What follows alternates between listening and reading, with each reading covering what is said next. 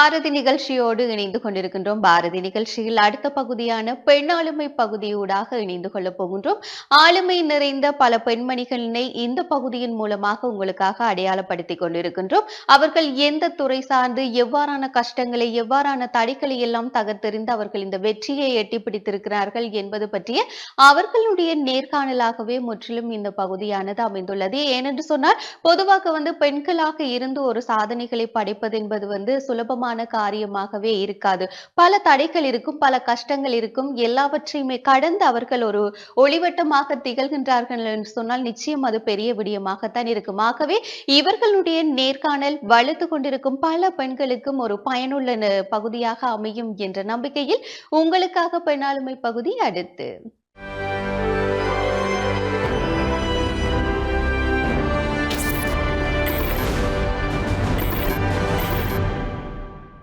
நேர்கள் அனைவருக்கும் சந்தோஷமான காலை நேர வணக்கங்கள். மற்றொரு பாரதி நிகழ்ச்சியில் பெண்ணாளுமை பகுதியூடாக உங்கள் அனைவரையும் இன்றைய காலை பொழுதில் சந்தித்திருப்பதில் மிக்க மகிழ்ச்சி. வார வாரம் ஒவ்வொரு ஆளுமை நிறைந்த பெண்களை உங்களுக்காக நாங்கள் அடையாளப்படுத்தி வருகின்றோம். அவர்களுடைய ஆளுமை எவ்வளவு தூரம் சென்று கொண்டிருக்கிறது, எதன் மூலமாக அவர்களுடைய ஆளுமைகள் வெளிப்படுகிறது என்று சொல்லி இந்த நிகழ்ச்சியில் பெண்களுடைய ஆளுமையை அடையாளப்படுத்தும் ஒரு முகமாக எங்களுடைய பாரதி நிகழ்ச்சி ஒளிபரப்பாக கொண்டிருப்பதில் மிக்க மகிழ்ச்சி என்று தான் சொல்ல முடியும். இந்த நிகழ்ச்சியின் மூலமாக இன்னும் பல பெண்கள் முன்னுக்கு வர வேணும். ஒடுங்கி மடங்கி எங்களால் முடியாது என்று சொல்லி இருக்கக்கூடிய அனைத்து பெண்களும் சமூகத்தில் ஒரு வெற்றியாளராகவும் ஒரு சிறந்த பெண்மணியாகவும் வாழ வேண்டும் என்பதுதான் எங்களுடைய ஒரு ஆசையாக இருக்கிறது. எனவே எங்களுடைய அன்பான பெண்களாக இருக்கக்கூடிய எங்களுடைய அன்பு சொந்தங்கள் அனைவரும் உங்களால் முடியாது என்று சொல்லி எதுவும் இல்லாமல் முடியும் என்ற எண்ணத்தோடு உங்களுடைய வாழ்க்கையில் நீங்கள் படியெடுத்து வைப்பீர்களாக இருந்தால் வாழ்க்கையில் சாதிக்க முடியாத விடயங்கள் எதுவுமே இல்லை. முடியாது என்பது எதுவுமே இல்லை என்று சொல்லி தெரியும். நம்மளால் அடுத்த ஒரு ஸ்டெப்புக்கு போக முடியாது என்று சொல்லும் போதுதான் அது முடியாது என்கின்ற ஒரு வார்த்தை வரும். முடியும் என்று சொல்லி ஒரு விஷயத்தை நாங்கள் செய்யும் போது அதுல எந்த ஒரு இன்னல்களும் எங்களை தாக்காது என்பது உண்மையான ஒரு விடயம். இன்றைய நாளிலும் நாங்கள் ஒரு பெண்மணியோடு தான் பாரதி நிகழ்ச்சியில் கதைப்பதற்காக காத்து கொண்டிருக்கின்றோம். குறிப்பா உங்களுக்கு தெரிந்திருக்கும், பெண்களுக்கு அதிகம் தங்களுடைய துறைகளை சார்ந்து வீட்டில் இருந்தவாறே ஒவ்வொரு தொழில்களை செய்வது அவர்களுக்கு மிக ஒரு திருப்தி அளிக்கக்கூடும். இதுவே ஒரு திருமணமான பெண்ணாக இருந்தால் அவர் வீட்டில் இருந்தவாறே தன்னுடைய குடும்பத்தை பாதுகாத்து கொண்டு தன்னையும் பாதுகாத்து கொண்டு அந்த தொழிலையிலும் முன்னேறக்கூடும். அது எல்லா பெண்களாலும் முடியாது. வீட்டில் இருந்தவாறு குடும்பத்தையும் பார்த்து தொழிலையும் செய்வது என்பது மிக கஷ்டம். இருந்தாலும் இவர்களுக்கு உறுதுணையாக இருக்கக்கூடியது இந்த குடும்பங்களாக இருக்கிறது. எனவே இன்றைய நாளிலும் நாங்கள் ஒரு பெண்மணியோடு கதைக்க காத்திருக்கின்றோம் என்று உங்களுக்கு ஆரம்பத்திலேயே கூறியிருந்தேன். சந்திரகுகன் ரஜினிகா அவர்கள் தான் இன்றைய நாளில் எங்களுடைய நிகழ்ச்சிக்கு வருகை தந்திருக்கின்றார். இவர் ஒரு சுயதொழில் முயற்சியாளராக இருக்கிறார். சுயதொழில் என்று சொன்னால் எல்லாருக்குமே தெரியும், எத்தனையோ சுயதொழில்கள் இருந்து கொண்டிருக்கிறது. ஆனால் டிஃப்ரெண்டா ஒரு பெண்களை கவரக்கூடிய ஒரு விடயம் என்று சொன்னால் அது ஒரு ஜுவல்ஸா இருக்கலாம், ஒரு ஆடையாக இருக்கலாம். நாங்கள் பார்த்து பார்த்து எங்களுடைய ஆடைகளுக்கு ஏற்றால் போல கலருக்கு ஏற்றால் போல ஒவ்வொரு ஹேண்ட்பேக்கை ரெடி பண்ணுவோம், வாங்கணும் என்று சொல்லி ஆசைப்படுவோம். அதை சுயதொழில் மூலமாக மேற்கொண்டால் எவ்வளவு விருப்பமாக இருக்கும். ஒவ்வொரு தொழில்களும் ஒவ்வொருவரை நாங்கள் கவரக்கூடிய மாதிரி இருந்தால் தான் அந்த சுயதொழிலில் இருந்து எங்களால் ரீச் பண்ண முடியும். அதே மாதிரியான ஒரு ஹேண்ட்பேக்கை தயாரிக்கக்கூடிய ஒரு நபர் தான் எங்களுடைய கலையகத்துக்கு வருகை தந்திருக்கக்கூடிய ரஜினிகா. இவரோடு தான் நாங்கள் இன்றைய நாளில் பல்வேறுபட்ட விடயங்களை கதைக்க காத்து கொண்டிருக்கின்றோம். இப்போது நாங்கள் அவரை நிகழ்ச்சியோடு இணைத்துக் கொள்ளலாம். வணக்கம்.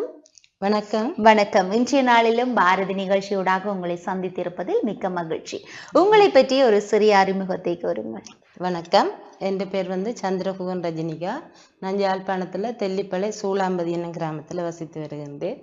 நான் பவி மல்டி ப்ராடக்ட் என்ன நேம்ல ஹேண்ட்பேக், ஸ்கூல் பேக்ஸ், கை பர்ஸ், மாடல் பர்ஸுகள் செய்து வருகின்றேன். அத்தோட பெண்களுக்கு வேலை வாய்ப்பும் கொடுத்திருக்கின்றேன், பயிற்சிகளும் வழங்கி கொண்டிருக்கின்றேன்.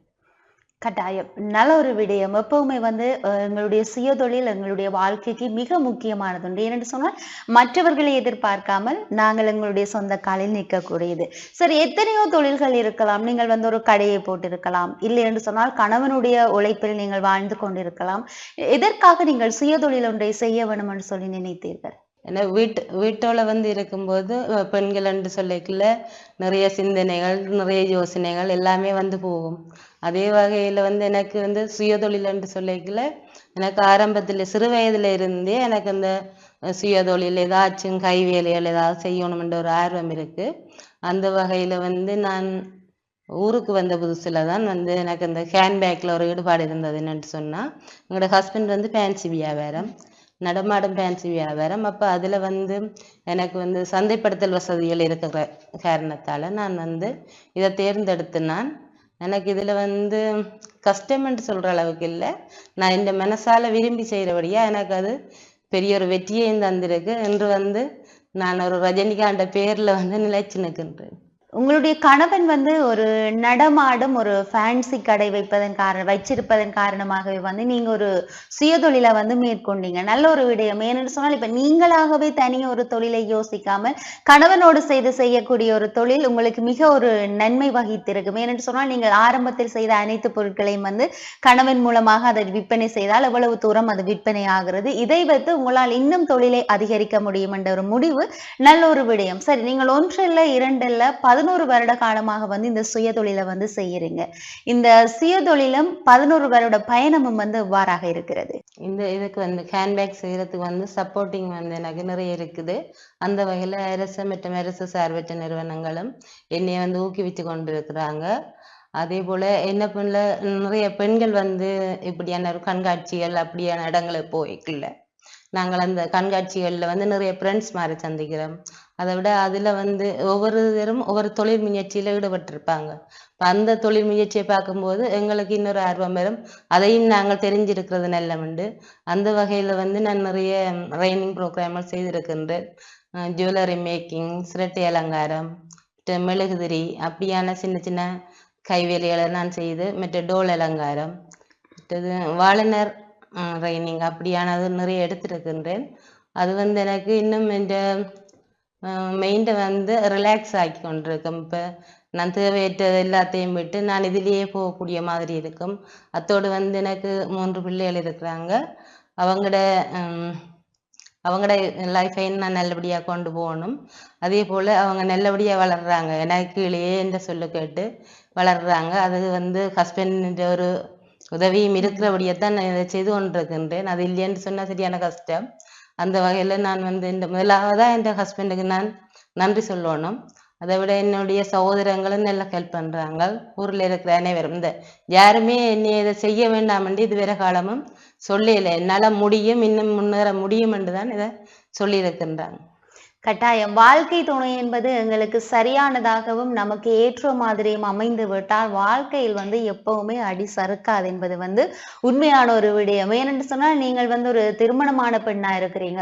ஒரு திருமணமான ஒரு பெண் வந்து இப்போது வேலைக்கு சென்று கொண்டு தன்னுடைய குடும்பத்தையும் சமாளிப்பது என்பது மிகவும் கஷ்டம். ஏனென்று சொன்னால் வீட்டை சமாளிக்க வேண்டும், பிள்ளைகளை பராமரிக்க வேண்டும், பிள்ளைகளை பாடசாலைக்கு அனுப்ப வேண்டும், கணவனை பராமரிக்க வேண்டும். அதை தாண்டி கணவனுடைய உறவுகளும் வீடுகளில் இருப்பார்கள். அவர்களையும் சமாளித்துக் கொண்டு ஒரு பெண் வெளியில் வேலைக்கு செல்ல வேண்டும் என்று சொன்னால் பெரிய ஒரு கஷ்டம், பெரிய ஒரு அசௌகரியத்தை தான் அந்த பெண் எதிர்நோக்குகிறார்.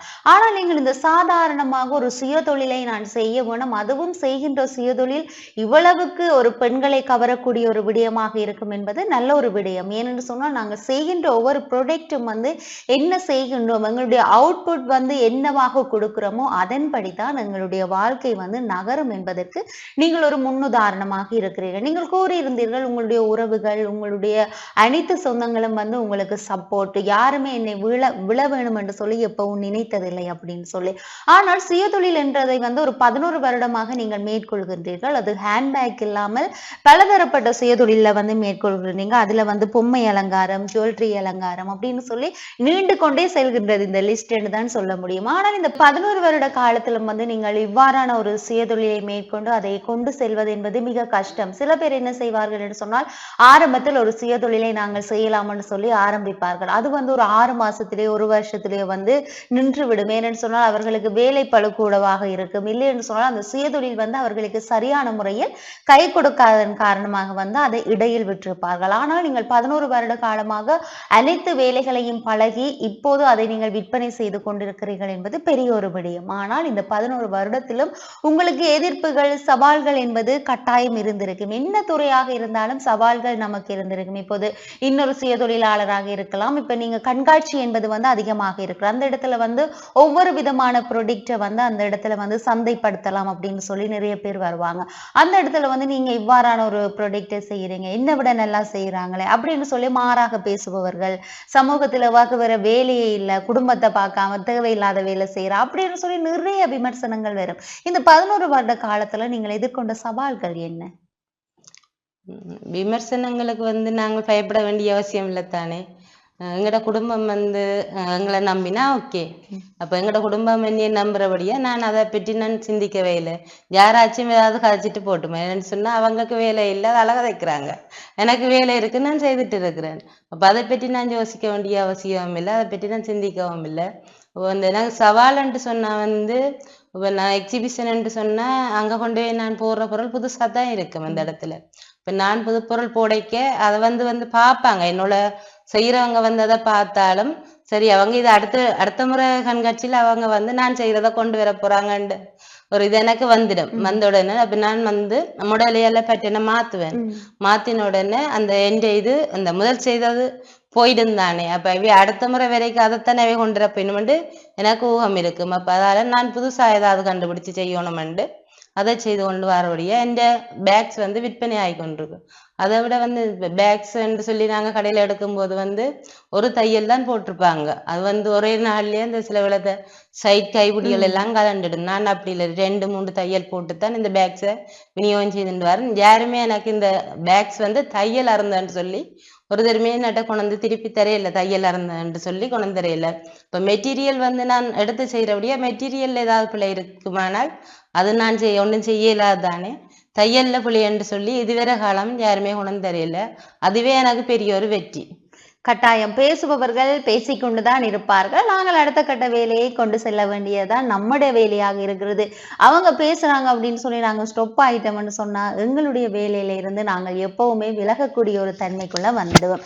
எனவே வந்து இந்த வாழ்க்கையில வந்து போராட்டங்கள், சவால்கள், தோல்வி, நம்பிக்கை துரோகங்கள் அப்படின்னு சொல்லி எத்தனையோ விடயங்கள் இருக்கும். அது என்ன தொழிலாக இருந்தாலும், சுய தொழிலாக இருக்கலாம், ஒரு அரசாங்க வேலையாக இருக்கலாம், வீட்டில் இருந்தவாறு எதையாச்சும் மேற்கொள்ளணும். இல்லைன்னு சொன்னால் சாதாரணமாக ஒரு 2 நபரோடு நான் இவ்வாறு ஒரு தொழிலை செய்ய போகிறேன் என்று சொல்லி ஆரம்பத்தில் பேசினாலே சரி, அதற்கு வந்து ஏதாவது ஒரு முட்டுக்கட்டை போட்டு நிறுத்தி விடுவார்கள். இதுதான் எங்களுடைய சமூகம். எனவே வந்து எங்களுடைய பாதை சரியான முறையில் இருந்தால் நாங்கள் செய்பவை அனைத்தும் வந்து சரியானதாகத்தான் இருக்கும். எங்களை குடும்பம் நம்புகிறது, எங்களுடைய உறவுகள் நம்புகிறார்கள். மற்றவர்களை பற்றி நாங்கள் கவலைப்படாமல் எங்களுடைய வாழ்க்கையை சரியான பாதையில் கொண்டு செல்ல வேண்டும் என்பதுதான் முக்கியமான ஒரு விடயமாக இருக்கிறது. சரி, அதை தாண்டி உங்களுக்கு இந்த சுயதொழில் மூலமாக வந்து நீங்கள் இவ்வளவு பெறுமதியான விடயங்களை வந்து மேற்கொள்ளுகிறீர்கள். இன்று நாள்ல வந்து நீங்கள் செய்யக்கூடிய அந்த ப்ராடக்டை வந்து எங்களால பார்க்கக்கூடிய மாதிரி இருந்தது. நீங்க சந்தைப்படுத்தல வந்து உங்களுடைய ப்ராடக்ட் எல்லாம் வித்தியாசமாக இருந்திருக்கும். ஏன்னு சொன்னால் ஹேண்ட்பேக்னு சொன்னால் பெண்களுக்கு அலாதி பிரியம் என்றுதான் சொல்லலாம்.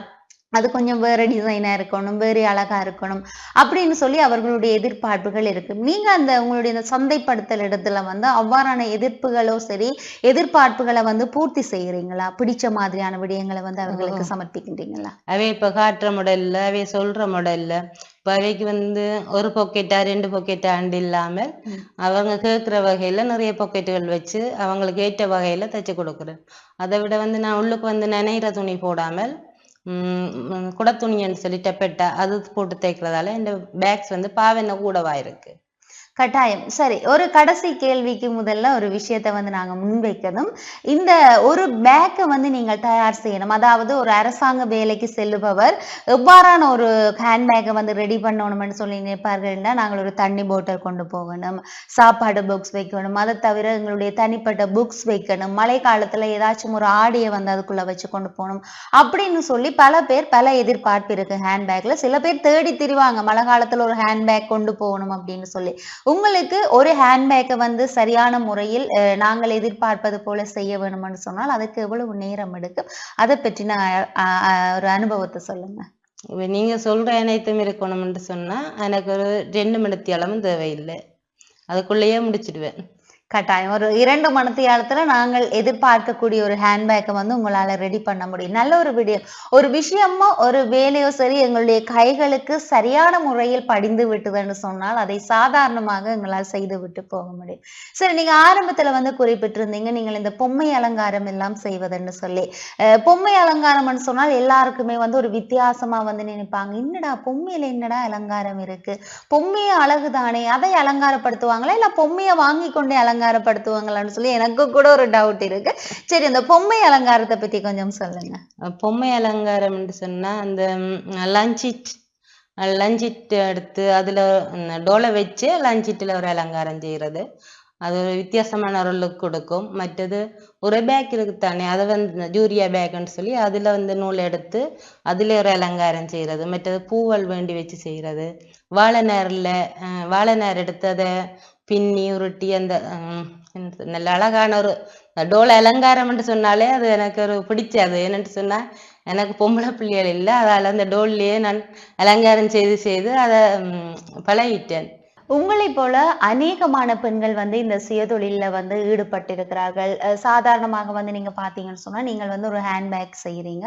அதே மாதிரி வந்து இந்த உள்ளூர் உற்பத்தி ப்ராடக்ட், அதை தாண்டி வந்து நீங்கள் சொன்னது போல இந்த மெழுகுவர்த்தியில, வாழை நார்ல வந்து இப்போது நாங்கள் ஒரு சாப்பிடக்கூடிய ஒரு கோப்பை செய்யக்கூடிய, ஏனென்று சொன்னால் ஏன் நான் இதை சொல்கிறேன் என்று சொன்னால், எல்லாருக்குமே இந்த பாக்கு மரம் தெரியும். அந்த பாக்கு மரத்திலிருந்து வரக்கூடிய ஓலைகளை வந்து நாங்கள் என்ன செய்கிறோம்னு சொன்னால், அது தேவையில்லை, வேஸ்ட்ன்னு சொல்லி தூக்கி போடுறோம். ஆனா அதன் மூலமாக நாங்கள் சாப்பிடக்கூடிய ஒரு பிளேட்டை வந்து இப்போது தயார் செய்து கொண்டிருக்கிறாங்க. அது நீங்க அறிஞ்சிருப்பீங்கன்னு சொல்லி நினைக்கிறேன்.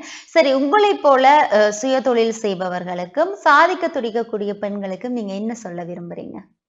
உம் என்னை போல சாதிக்க துடிக்கும் பெண்களுக்கு வந்து சொல்ல வருவது என்னன்னு சொன்னா, இப்ப எங்களோட குடும்பம் நாங்கள் எங்க சுயநலத்தோட வாழாமல் பிறர் நிலத்தையும் பார்க்கணும். அதை விட நாங்கள் எங்களோட வீட்டு வேலையோடையே முடங்கி இருக்காமல் எங்களுக்கென்று ஒரு வருவாய் வரணும்.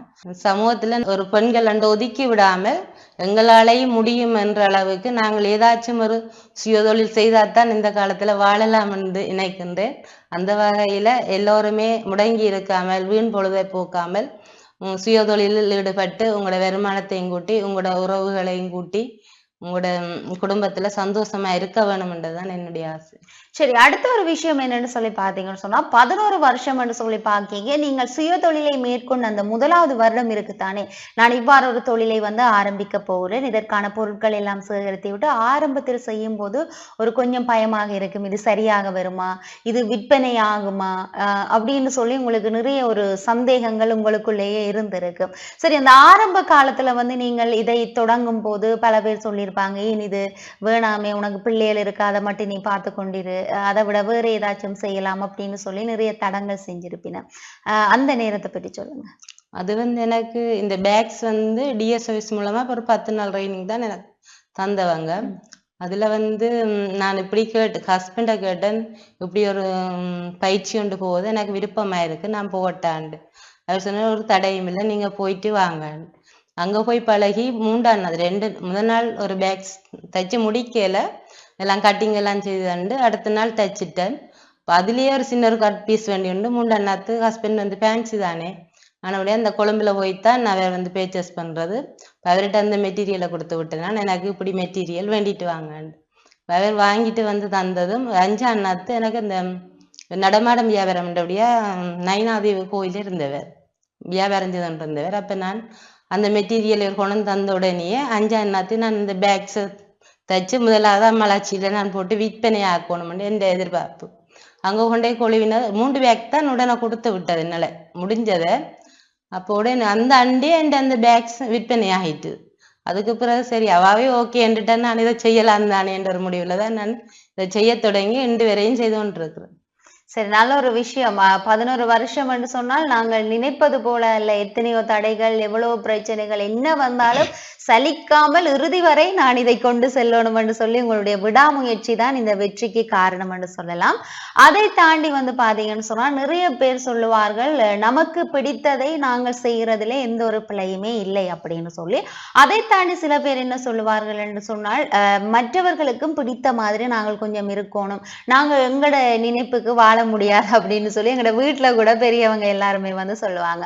ஆனா இந்த தொழிலுக்கு உங்களுக்கு அதிகமான ஒரு சப்போர்ட், உன்னால முடியும், நீ இதை செய், இதை விட இன்னும் பெருசா வருவ அப்படின்னு சொல்லி இப்ப வரைக்கும் உங்களுக்கு ரொம்பவே சப்போர்ட் ஆயிருக்கிறது யாரு? அவரை பத்தி சொல்லுங்க.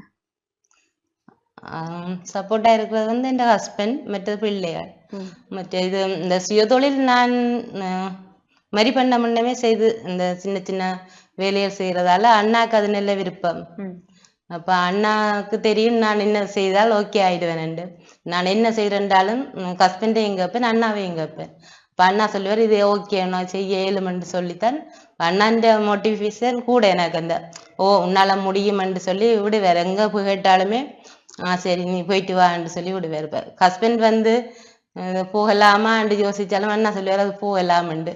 அப்படி ஒரு சப்போர்ட் இருக்கு. அதை விட ஹஸ்பண்ட் சகோதரங்களும் மாமி அதாவது அத்தை விட்டா அம்மாவுக்கும் நல்ல விருப்பம் என்று சொன்னா நான் ஒரு சுயதொழிலா இருக்கிறது என்னால முடியும், நான் அதை செய்வேன் இதை செய்வேன் பார்த்தோட என்ன செய்வேன்ன்றது அவருக்கு ஒரு விருப்பம் இருந்தது. இப்ப அத்தைக்கும் விருப்பம் இருக்கிறது. அதே போல அவற்ற சகோதரங்களும் கணவிட்ட சகோதரங்களும் வந்து ஒரு நம்பிக்கை இருக்கு, நான் இதை செய்வேன் என்ற ஒரு நம்பிக்கை இருக்கு. அவர்களுமே வந்து இதை செய்ய வேண்டாம் என்று சொல்லி ஒரு காலத்திலையுமே எனக்கு சொன்னது கிடையாது.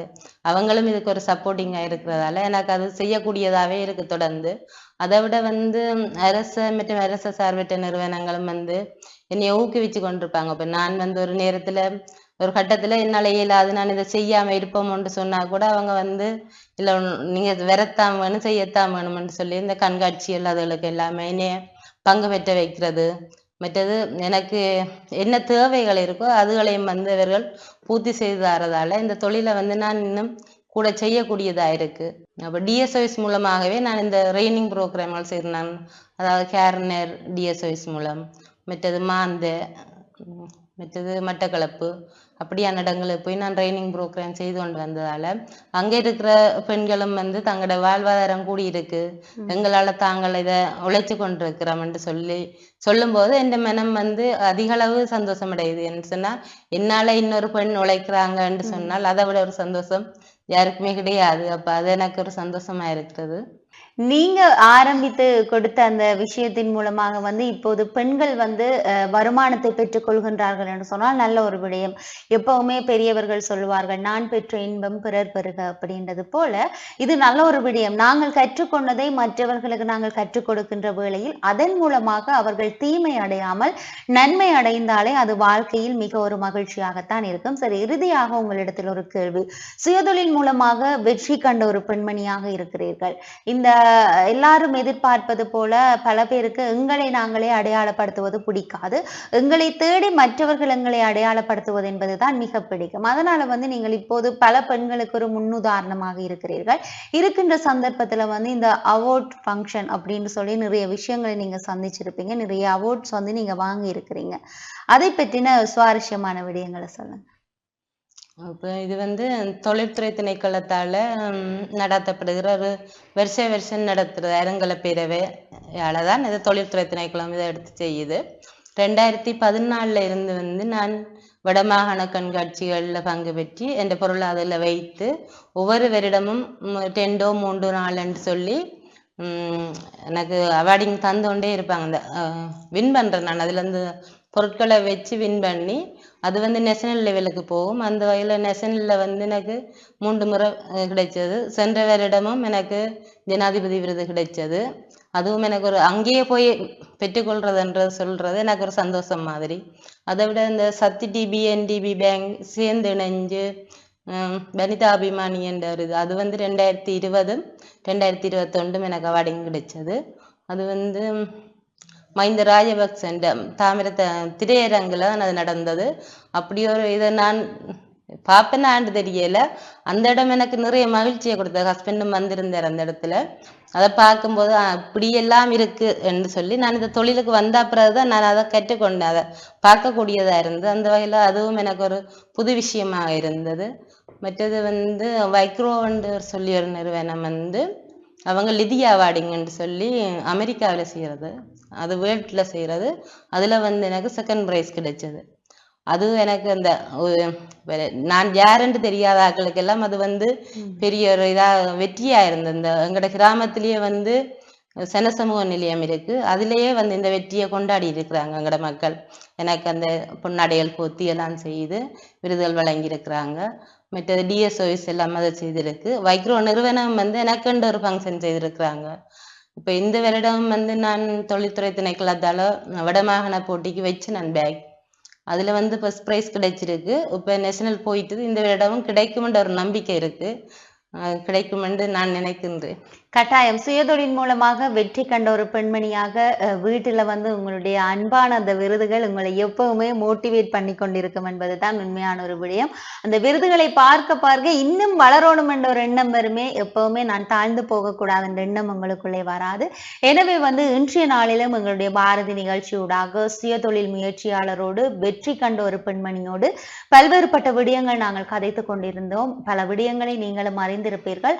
அவர்களைப் போல் நீங்களும் முன்வர வேணும் என்பதையும் கூறிக்கொண்டு இன்றைய நாளிலும் பாரதி நிகழ்ச்சியூடாக இணைந்து எங்களோடு இவ்வளவு விடயங்களை பகிர்ந்து கொண்டு அவர்களுக்கு நன்றிகளையும் வாழ்த்துக்களையும் கூறிக்கொண்டு மீண்டும் இதுபோல் அடுத்த வாரம் இன்னொரு நிகழ்ச்சி வாயிலாக உங்கள் அனைவரையும் சந்திக்கும் வரையில் உங்களிடத்தில் இருந்து விடைபெற்று செல்லும் நான் ஈஸ்வரன் சுரேகா. நன்றி, வணக்கம்.